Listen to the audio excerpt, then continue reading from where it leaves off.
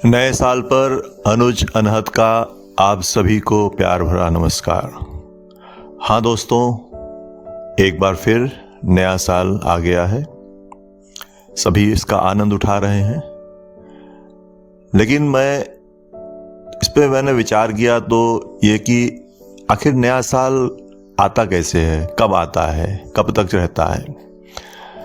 तो मैंने कुछ ये पाया कि ये एक मौसम की तरह है जो कुछ दिनों पहले से शुरू होकर कुछ दिनों बाद तक इसका उत्साह उमंग बना रहता है। तो इसी बात को मैंने अपनी कविता में कुछ हास परिहास और कुछ गंभीर मुद्दों को उठाते हुए रखा है। आप आनंद लीजिए मेरी इस कविता का, नए साल का मौसम। नया साल सिर्फ 31 दिसंबर या 1 जनवरी को नहीं आता है।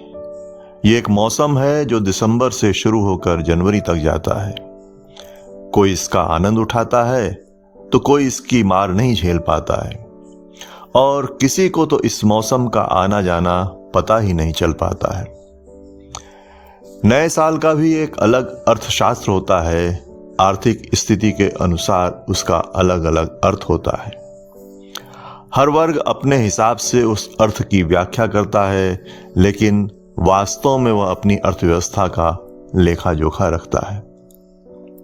कुछ को पूरे साल इस मौसम का इंतजार रहता है।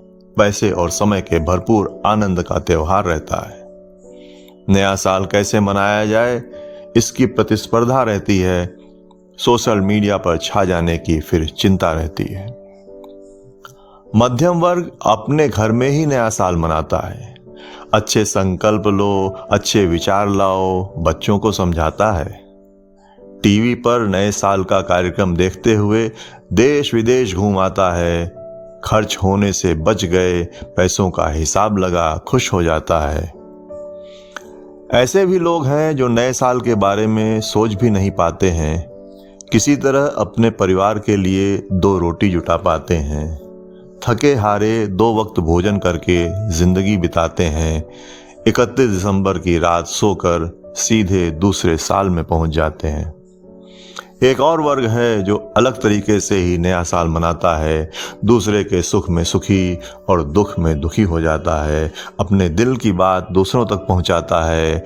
इस तरह नया साल तो एक कवि ही मनाता है। इस तरह तो नया साल एक कवि ही मनाता है। नमस्कार दोस्तों, धन्यवाद बहुत बहुत।